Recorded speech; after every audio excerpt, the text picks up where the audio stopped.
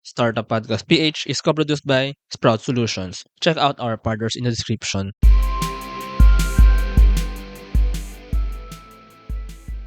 Startup Podcast PH is in the Wela School Systems Office here in Cagayan de Oro. And we're re-interviewing Wela. This is a Startup Podcast episode series ng podcast where we re-invite our guests.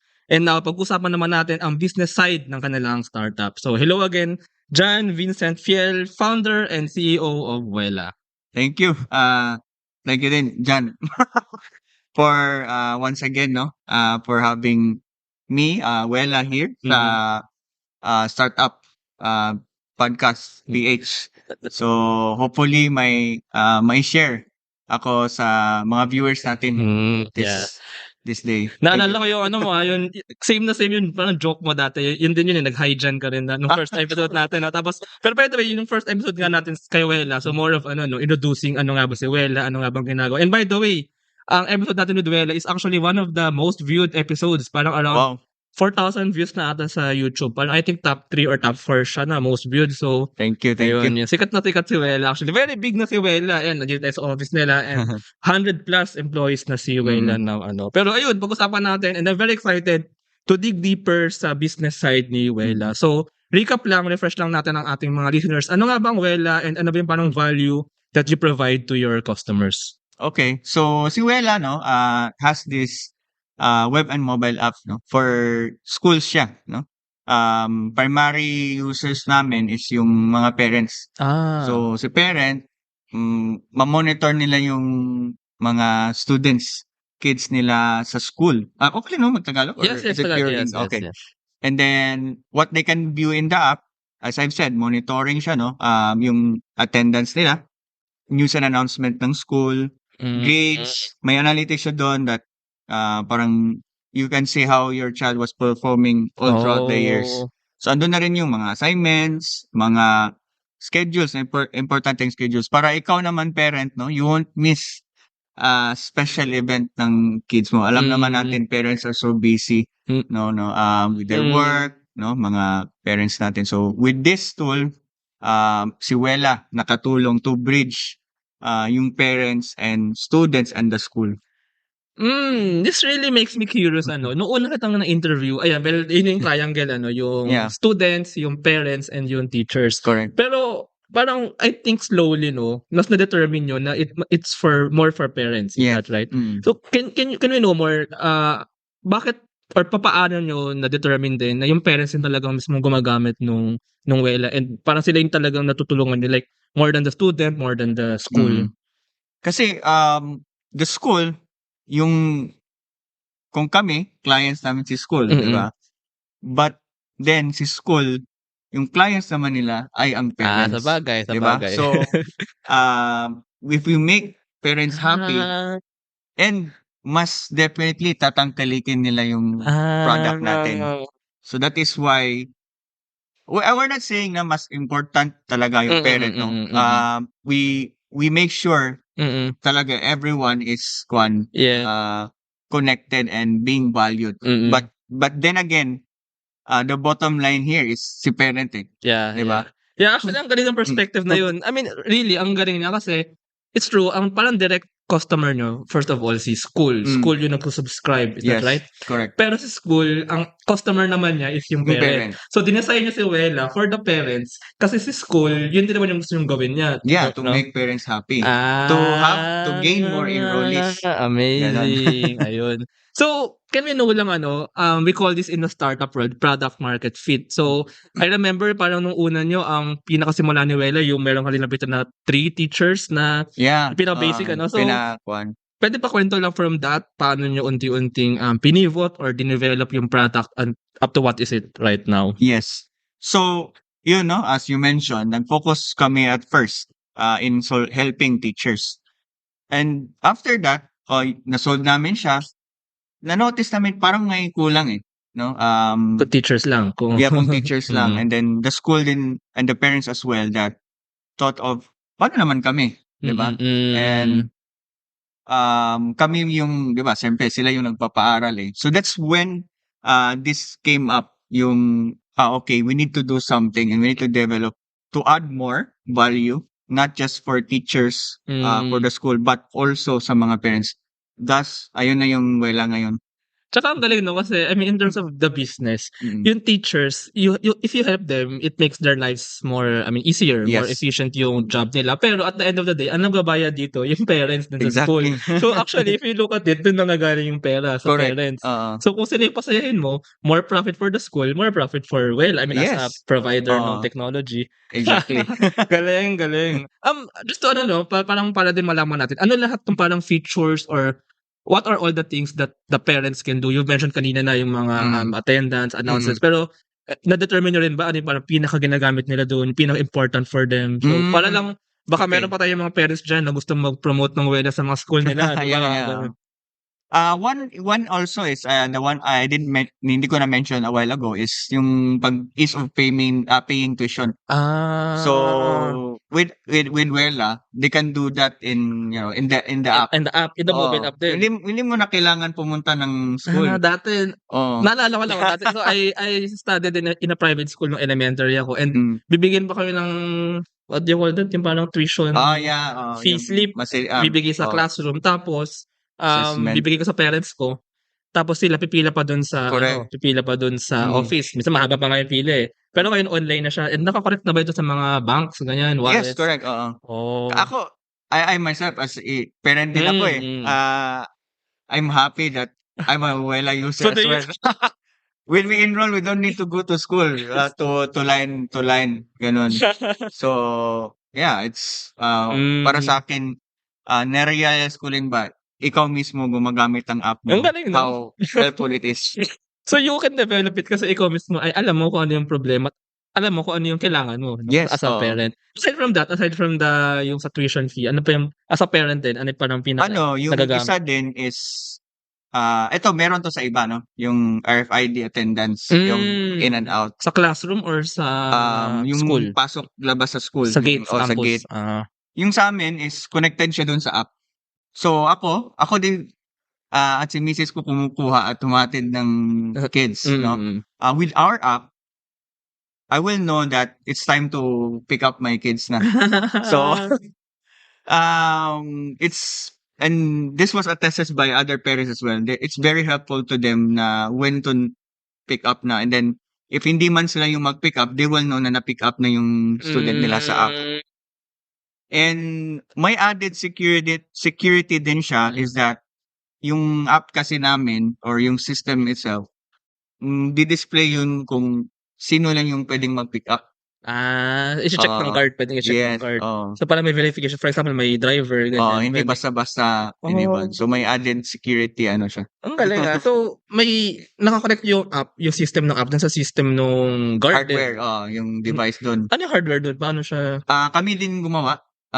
It's a mini computer na andun yung RFID device na matap yung ID, may face ano siya. Wow! Oh my God, I'm amazed, I'm amazed. Tapos yung schedule 'no, kasi may schedule din, eh. So you said kanina makikita ng parent if time na sunduin yung Yes, student. So oo. meaning naka-integrate din yung system Class dun schedule. sa schedule. Exactly, oo. Oh! Amazing. Okay, I'm amazed. Kasi ito nga, totoo naman, well, as a student, di pa naman ako parent, pero as a student, parang some little things that you see as a kid nung bata ako. Yeah. Kasi dati sinusundo rin ako ng parents ko or minsan school bus. Pero this will really help ease the mind of the parent Yeah, din, ano? oo. Grabe, definitely. Kasi aside from that, meron pa. Sige, last, para tatlo tayo. So, Sige. tuition fee, yung RFID attendance, saka yung pagsundo, and siguro isa pang main feature na pinaka nagagamit ng parent. Okay. Siguro yung ano talaga, it's more on making it paperless.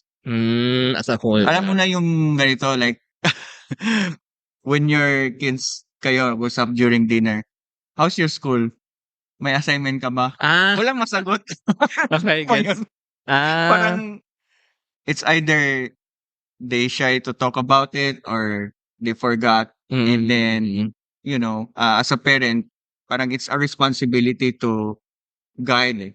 And with this tool, kahit hindi kayo madalas nag-uusap, because again, nasa whole day sila sa school, and then ikaw nasa labas working with their, no, assignments, yung performance ng student mo, you will able to see. Kahit papaano, if hindi man siya gano'n magsalita sa'yo, malalaman mo pa rin, even if you're away, gano'n.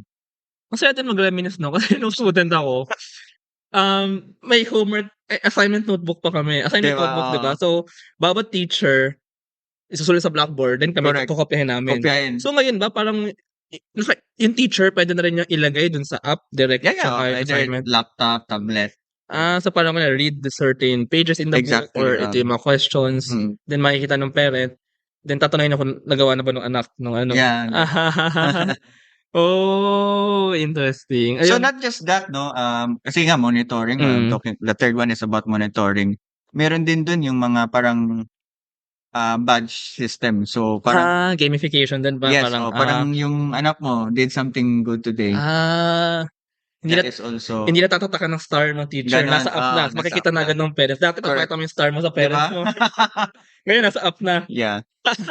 Pero that's true, that's true. I mean maganda yun actually. Oh, ang galing, galing. Now, ang question ko now is, itong mga 'to unti-unti nilang siyang dinagdag sa app ni Wela ano. So, Yeah. how did you ask the parents? How did you gather customer feedback kung ano ba talaga yung kailangan nila and ano ba yung parang pinaka-appropriate na ilagay dun sa app to further make them happy, to further help the parents? Kumbaga paano yung connection niyo with the end customers which are the parents nga? So kami, we really make it a habit, no? We work hand in hand with the school and the parents as well. Yung, 'di ba, in school may parents association tayo. PTA, may parents. Yeah. Yeah. So dumadalo kami sa mga and we ask firsthand sa mga parents, galing. what do you want? What do you need? Then from there, ano siya, sure tayo na this is what they want. Hindi lang yung basan kami lang gumagawa-gawa ba. It's right from the users itself. So that's what we do. We really put our hands there na itrabahuin talaga namin.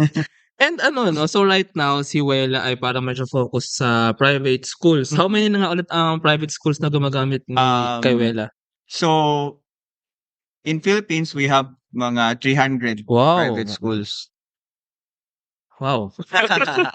Why did you choose to offer or nangyari parang by chance lang din ba 'to na sila yung pumapayag? Or why did you focus on the private schools? Well, most likely mas mayaman naman talaga yung private schools ano. Pero yeah, do you have some opinions on that?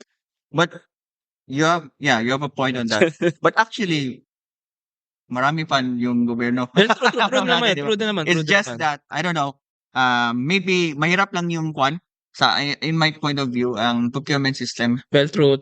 Baka mas mabilis nga ako private school, no? Yes. Mas madaling i-approve na the school will use Wela, parang ganun. Well, that's But true. fortunately, no, this year, meron kaming pinapilot na public schools. And praying and hopefully, mag-continue support yung LGU natin and DOST. Actually, DOST, shout out kay DOST. Shout out. Funding it. Okay lang ba? Yes, sure. Go. And then, hopefully, ma-continue yung support nun. Para hindi lang siya here sa local government namin, but hopefully sa ibang region din. And by the way, question din pala, ano, kasi at the end nito, you interview the parents, you get their feedback, pero at the end of the day, ang papayag or ang bibili, kumbaga, ang magsusubscribe kay Wela is yung school. Yes. So, how connected is that? So, yung parents din ba, parang they say na sa school na, uy, Wela is good. So, they also convince the school to subscribe to Wela. Yeah, that's another way as well. Oo. Pero you talk to the school, no? Yes. When you sell Wela. Correct. And then, si school pa rin yung mag-decide. Pero well, if they hear good feedback from the parents, it will make them decide. Now, let's go to sa business model nyo. So, para medyo subscription to na schools. So, can you tell more about the business model of Wela? So, it comes with different packages depende sa i-avail ng school. It's monthly subscription and per student Monthly siya. per student. Oh, I see. So, pwede lang ba malaman ano yung difference ng packages? Okay, so it goes about, siguro in dollars na lang, $3 per student per month. Yung basic siguro yan. pinaka-highest na. Yung highest, $3. Mura na yun. I mean, Yeah. May mas mura pa yun and actually meron pa kaming, ano ba matawag dito? Hindi naman siya parang promo but kasi yung mga malalaking school like for example, you have 10,000 students. If you multiply that to $3, malaki pa rin, 'di ba? And yung sa amin, if you have more number of students, mas liliit pa yung price. So ano siya, parang Ah, may Bracketing, ganun ba? yeah, gets. Pwede rin yung ganun. Pero oo nga, at the end of the day, school yung nagde-decide, pero pwede naman mag-reflect din yun somehow sa tuition fee ng parents, ano. I mean, parang pwede dun siya pero I mean, ang flow kasi ng pera, is from parents to the school, to the to Wella, Yeah. to Wella. Did you have parang business strategies on how to kasi now you have 300 schools and that's super amazing, parang how did you manage to do this in correct me if I'm wrong, parang around 7 years pa lang. Yeah. I mean, that's fast, like 7 years since you started in CDO and then you started being incubated nga by CDO Bytes then and then now you have 300 schools all over, more than 300 schools all over the Philippines. So, how did you do the sales? How did you do the Okay. So, number one talaga is you need to have partners. Yun. That yung maniwala sa product mo that they will sell for you. Isa yan way. And then now, Wella has established its own sales and marketing na department. All over the Philippines. Yes. Kasi syempre, yung schools naman ito ay all over the Philippines, Correct. right? And then, yun pa rin, we continue to support our partners para mas malawak talaga yung reach. So that's what we do. So partners, channel partners, yung tinatawag pa natin, no? And then yun, yung internal namin na sales din efforts. In terms of the sales, kasi sometimes they say that a good product is parang automatic marketing, So, how confident are you then of that technology ni Wella na kumbaga that it's really very, very, very sellable? Kasi parang, do you focus more on the sales or do you focus more on the tech? Kasi if you improve the tech, that's automatically sellable if you have what the parents need, what the customers need. So, yeah, what do you focus on like in or both? Both naman. Actually, both. Hindi pwedeng magbenta ka ng in fact, ang yung pinakamaganda and less cost na way of selling is really yung referral. Yung for ma-recommend ka, yes. school. And we have a lot of that na nag-recommend kami sa iba. This president ng school referred us to this school because ganito. Yun nga. It's very good. So if you have a good product with a good technology and you deliver it very well, the school itself yung nagbebenta, no? Yeah. Ganun din parang nangyayari. Galing. Pala, sorry, balikan natin yung packages. Ano difference naman ng packages? Kasi you have the most, yung $3. Pero ano yung difference in terms of the features? Like yung iba ba, wala nung parang attendance or something? Yeah. So, hindi talaga mawala sa lahat ng package, andun talaga yung sa parent aspect. Okay. We never... lagi andun. Lahat talaga. Lahat ng nabanggit natin kanina. Pero yun lang, yung sabi mo, if the school walang billing or walang accounting, mamawala din yung accounting or billing part ng app nila ng parent. Okay. So, if let's say grades na, wala din, pwede rin siya. Oo. So, if si school gusto lang niya talaga is the attendance and announcement, pwede din. And the school decides naman, no? Yes. If the school subscribes to this, lahat ng users ni Wella. Users talaga. I remember pala dati you said na meron kayong isang app per school, tama ba? Ganun pa rin ba siya ngayon? So, and ganun pa rin siya. Ito pa pala na good thing yun siya is white label siya per school. So it's a good branding ng school to have their own app. Okay, galing. Something they're really proud of. And even if you search our schools online, may mga videos sila. And we help them make these marketing videos that they have this app. Is payroll processing taking too much of your time? Introducing Sprout Payroll Starter. For as low as 5,000 pesos per month, you get a team of experts to help you with your payroll and HR needs. We'll help compute and process payroll, handle all your government compliance requirements, and automate timekeeping. Leave the payroll to us so you can focus on growing your business. Enjoy peace of mind with Sprout Payroll Starter. So para yung app is branded talaga by the school. Yeah. Pero kayo yung nagde-develop at the back Exactly. end. galing ng approach na yun, Salamat diyan, for sharing the strategies. Yes. Kasi ako mismo, ang dami kong natututunan. So, I'm sure ang ating mga listeners ay marami ring natututunan or naiisip na ideas on how they can sell more, on how they can improve, kumbaga yung business side nga ng ano, no?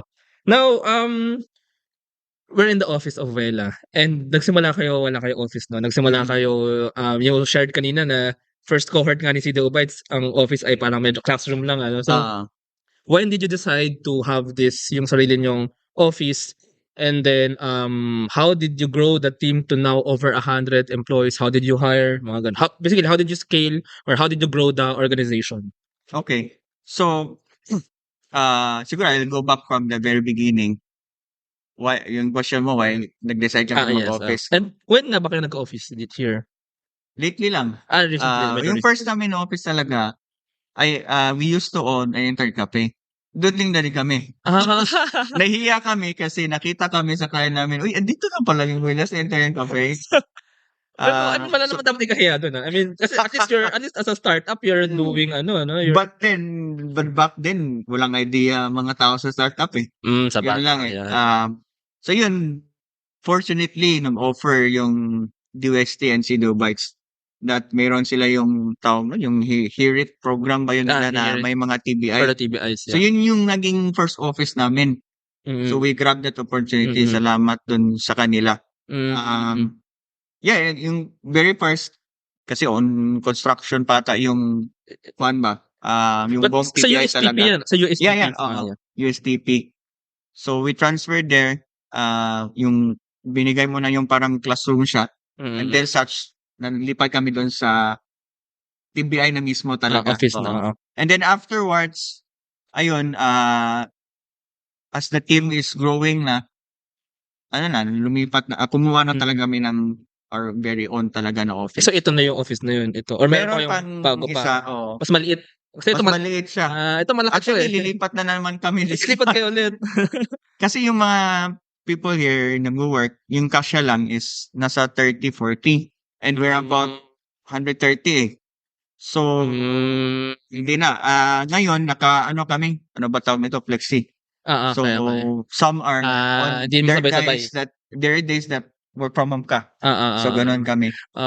Sige, later i-videohan ko rin yung okay lang yung workplace para mapakita natin sa maybe isingit natin somewhere dito sa podcast na to. On hiring. Hiring, okay. Actually, nakakatawa. Nagpunta ako dito, parang ang saya ng mga tao. Saya nila. They're working, but they're happy. So, how did you hire? Sana naman, Pero, yes, I believe happy naman sila. Are they mostly mga devs yung mga nandito, mga programmers? Yeah, here in CDO, this is our main office, one and only in Philippines. So, half of our workforce and mga devs, QA, ganon, is here in CDO. Yung iba, work from home sila. Remote. Nasa Luzon, nasa Visayas. Everywhere. Sa Philippines talaga, we have in Iriga, Naga. In Lawag, meron kami doon. Baguio. In Zamboanga, we have. Does that mean you hire there because you sell in those regions? Exactly. So we tend to have at least 1 or 2 representatives each region. Okay, I see. And when it comes to hiring, ito pa, 7 years, di ba? For 6 years, wala kaming HR. So, ako na rin yung nagiging HR.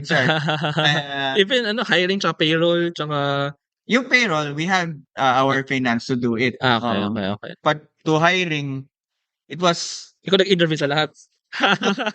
And then assisted by our senior leaders din. But I really do the initial interview. That's for 6 years.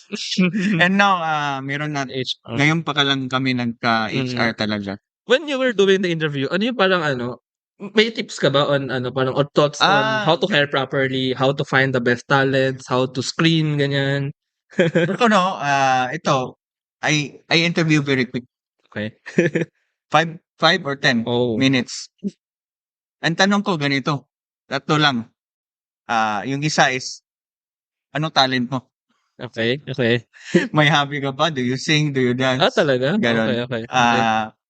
Number 2 is, what do you love to help? the school, the Oo. teachers. Oo. Because that's one thing, ayaw namin yung hindi ka passionate or you don't share the same values. Mm. Kasi mo yung salary mo if you're not really into, helping parents, helping Mhm. teachers. Hindi mo magets ba? Mm. Why Wela exists. Mm. So that's the next True, question. true. Next would be yung siguro yung how long would you be or what do you expect from Wela? Ganon. Oo. Yeah. If you notice, wala akong tanong about the skills or what. Yun ang tatanungin ko eh. Andun na yan sa niya resume. Ganon. Resume, And really, I'm more into the character, the attitude of the person. I'm more into looking to, will you fit here? No? Because we believe naman that skills can be taught and can be developed. So yun, ganon. Ang galing. I'm super satisfied to hear that. That's true. Yeah. I mean, if you see, first of all, yung background nga na maybe in school and then yung mga nagawa sa school, so I think that's a good way na rin to filter, to see the skills, Pero at the end of the day, ang nag-matter is yung same culture ba? Yeah. Right? Same, yun nga, as we said, the Nagugulat character. na yung tanongin yung mga dati, sila ba? Na-interview ko, nagulat sila, ganun lang, hard ako. Kasi when I see you that, parang, yun nga, parang okay to siya.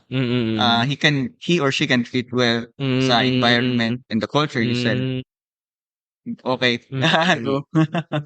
Tsaka will be the limited time, nung ikaw pa yung gumagawa ng lahat ng interviews, So, kailangan mo rin ng efficient way to hire, Yeah, efficient way to parang screen. in a day, parang sige, 10 to 15 interviews. Now, ito, I mean, parang going back to the business side nito, kasi if you hire, may panibagong salary yan, So, how do you manage na yung profitability nung business and then tsaka ka mag-hire, And on that end, how do you become lean as a startup? Yeah. So, yeah, costs naman pag-usapan natin. Good question.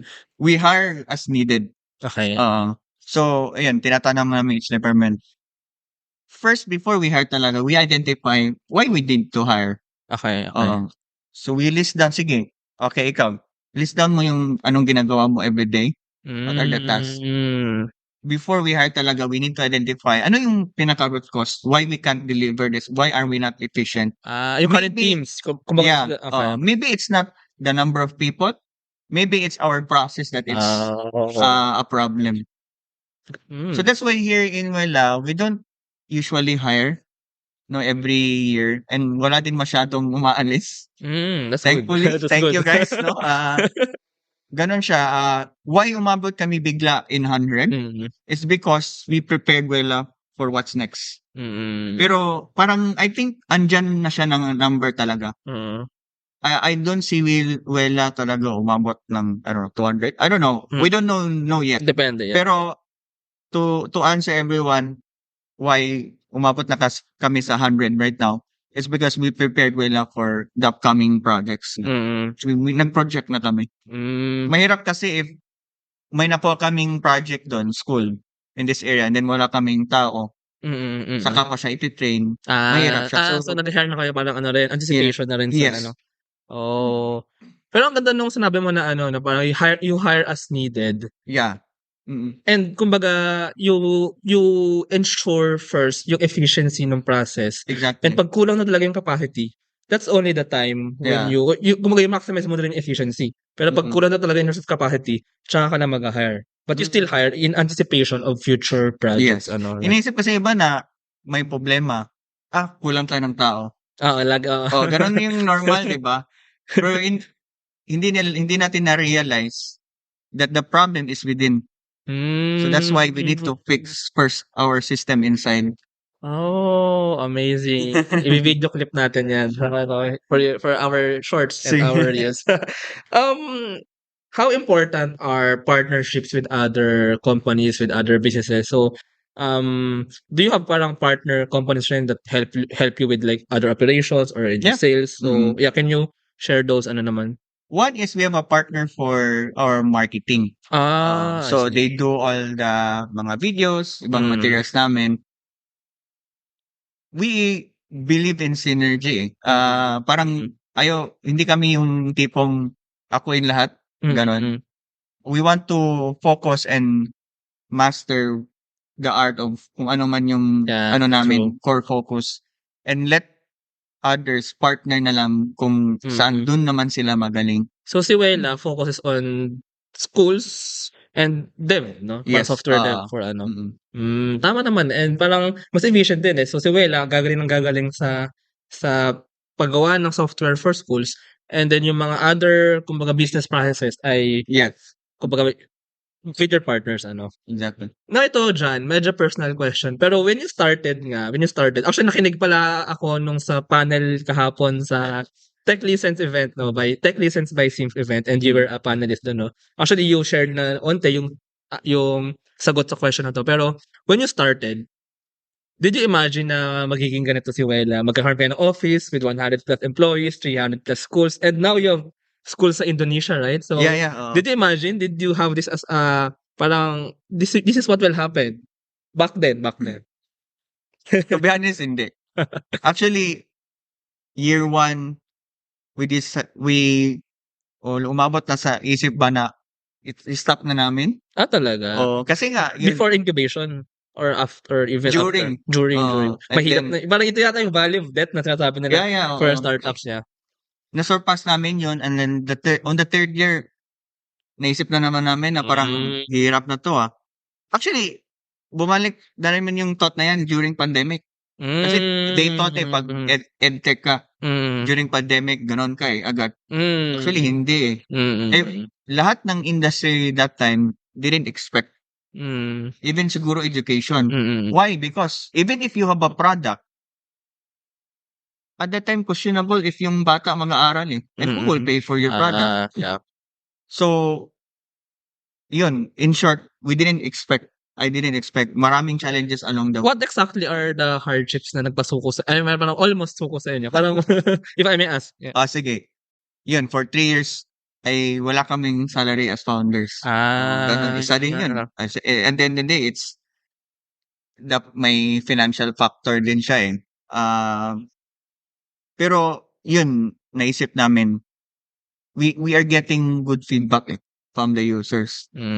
So, sabi namin parang, I think there's something. Maybe hindi pa lang natin siya na figure out that time. I think let's just try to go further and see what's ahead. So, ayun, ganito na siguro siya ngayon. Ang galing Pero that's a question. Siguro magdagdag din ako ng onti, no? I mean, as a podcast. Kasi ang podcast na ito may business side din. Pero sure. nasa dilemma ako ngayon na, nasa kayo, parang medyo it's manageable. Pero how do you decide when to, kasi di ba pwede mong sweldo ang sarili mo, pero you can use that money to invest more in the startup, like maybe in marketing, in sales, or in more devs, ganyan. So how do you decide that na sweldo ko sarili ko as a founder, or should I invest more? I will sacrifice more para para siya para siya investment din kasi I will sacrifice more, pero if I invest more in the startup, well, may risk siya na hindi maging successful. May chance din naman na mag-boom, lumaki pa. So, how do you decide that?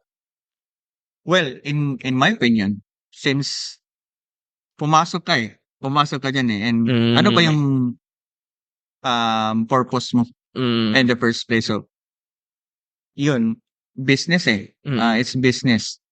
It's not just you. It's your company, your clients. So you have to remind yourself about that. So, in short answer, you need to invest back the company. And I believe that afterwards, magbunga naman talaga siya. Tsaka parang yun din yung kinaganda na established yung purpose kumbaga ng organization. Nakita ko yung vision nyo dun na to build the school system for the Philippines, parang ganun, parang so if you look at that, pero nung time na yun, nung medyo nasa medyo struggling, medyo mas may challenge, compared ba now, mas onti yung schools na serve niyo pa nun? So parang ang naisip nyo, if we sell more, if we sell more to more schools, we can be profitable. So you expanded on the sales, you expanded on correct.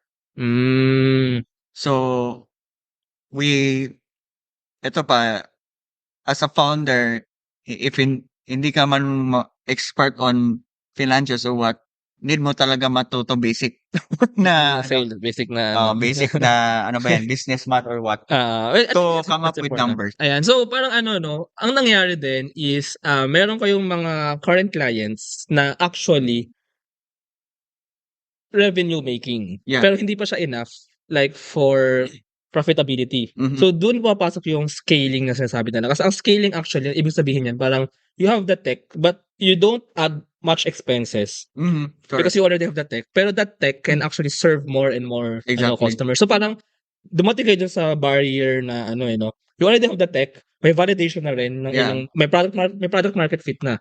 You just have to increase your traction. Exactly. So wag na susuko dun. Kasi Yeah. may validation ka na Exactly. right? So onting push pa, lalo na on the business side, on the sales side, and you can actually be profitable kasi since you're validated, that's a sign na push pa. Yeah. You can actually sell that to more, right? Right. Exactly. Yan din yung ano namin eh. Kasi yun nga, we had our validation. Mm-mm. So, me and my brother talk about, parang is this worth ba to continue? Or maybe pang dito lang ba siya?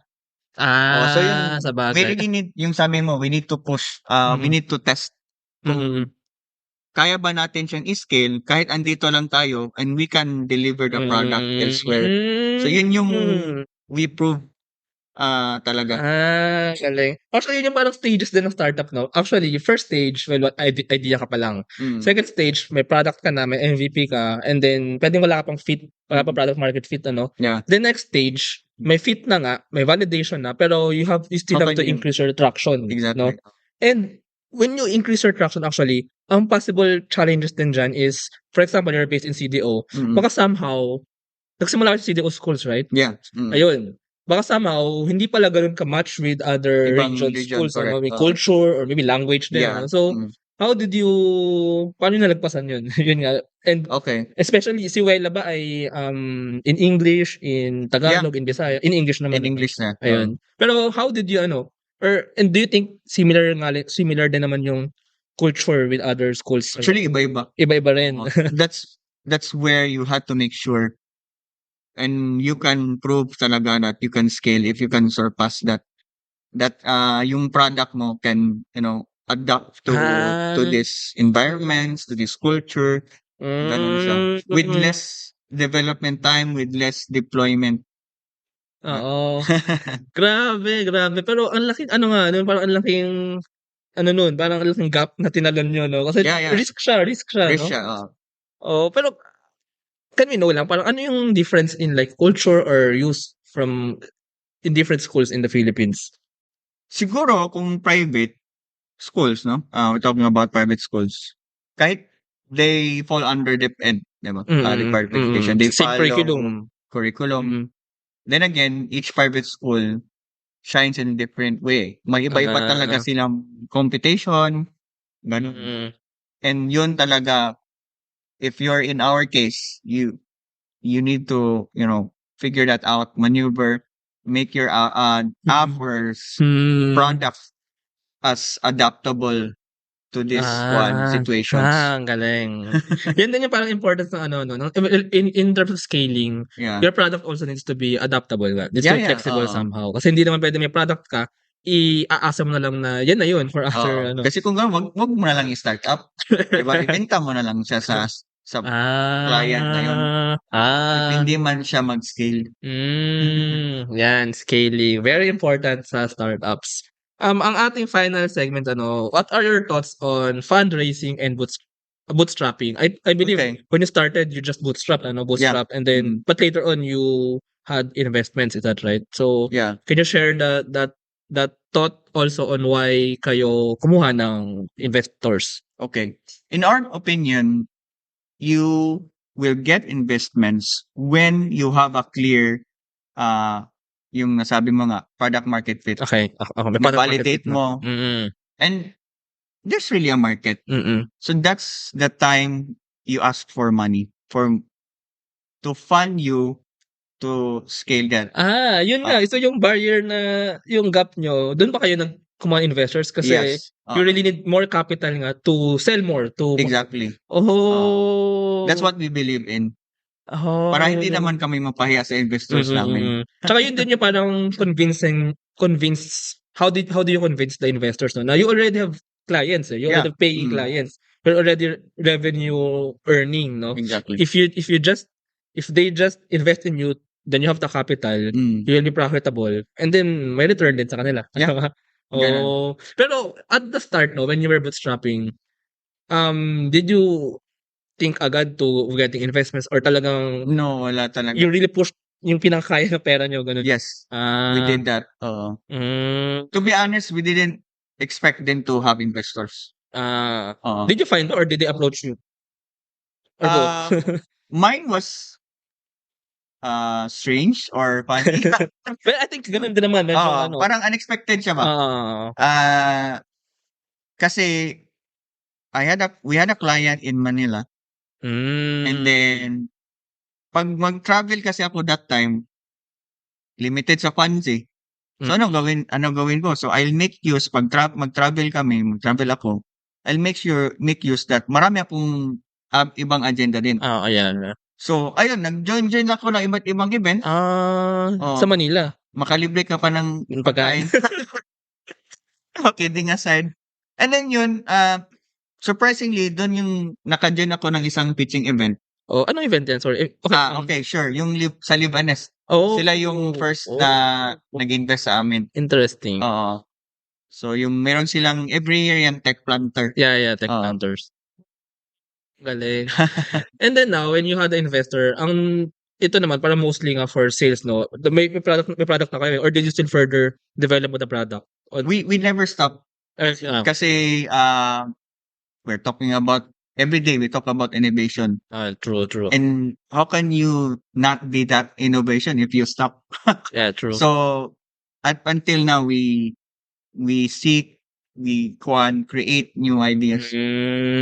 Ayun, so speaking about that innovation tsaka future plans for Wela. So ano nga bang future ni Wela? Ano ba yung growth? May targets ba kayo like in terms of do you plan to increase the schools? And you're going outside of the Philippines right now, ano? So yeah, ano yung parang further plans nyo for Wela? And Okay. growth targets, growth potentials. So, hindi talaga mawala yung pag-grow ng numbers, no, yung schools, users natin. Siguro we really want to expand to the public sector. Yun yung And then second is our Indonesia still starting. So we have 7 schools. 7. Nabuto ko nung 1 first eh. 1 pa yun. Ngayon 7 sila piloting doon, and we hope to replicate what we were able to do here in Philippines there in Indonesia as well. So do you have a team, Indonesian team? Yeah, purely local sila doon. As in Indonesians? Yeah. How did you connect with them? Ganito, ito rin yung power of friends and network. So back then, way back, yun sa previous startup ko, there was this convention that I joined, and I met my my first Indonesian friend doon.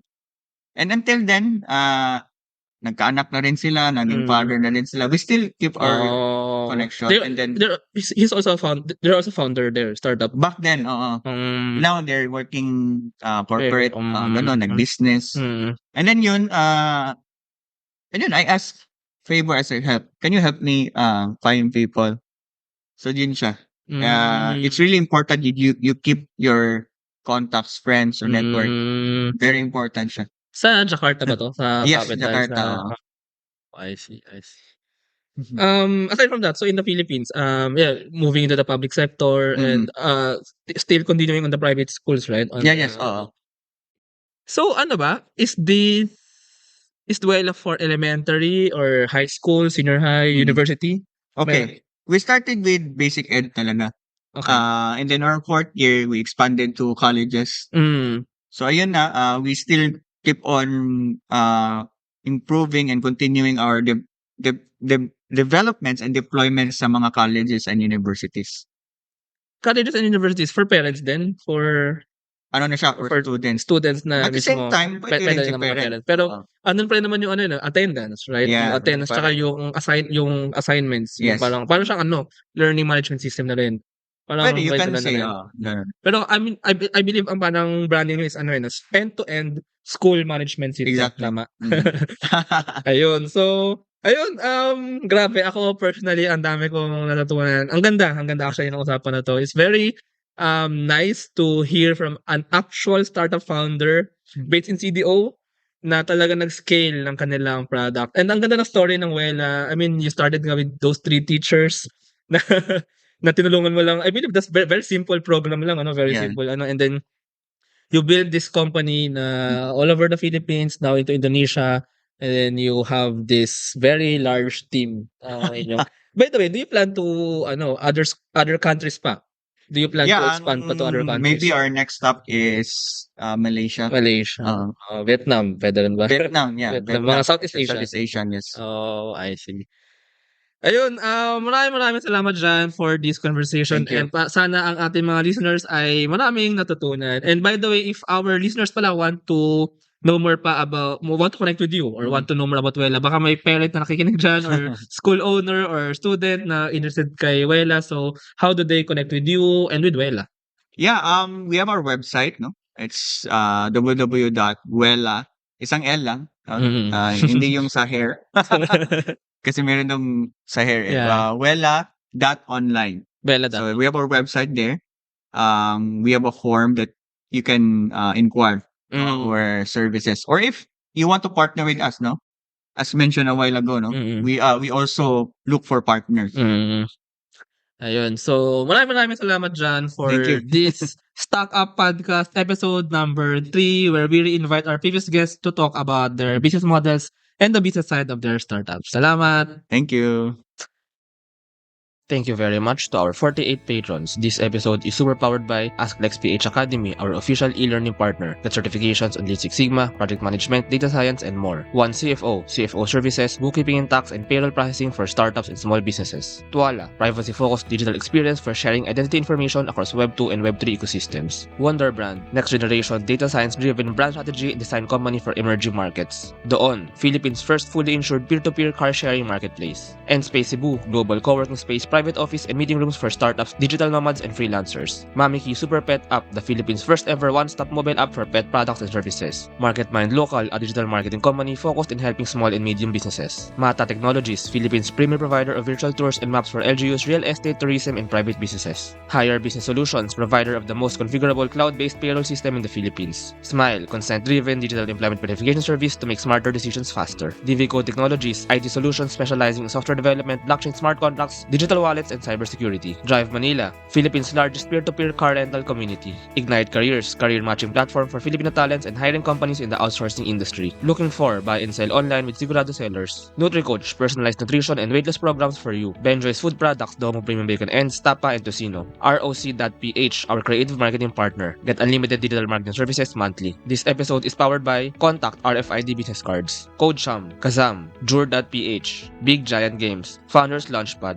Pocketworks, Uplift Code Camp, Pareto Consulting, Agile Data Solutions, Hassel PH, Board Prep, Zales, Sirius MD, Pahatid PH. Please support the podcast through the links in the description.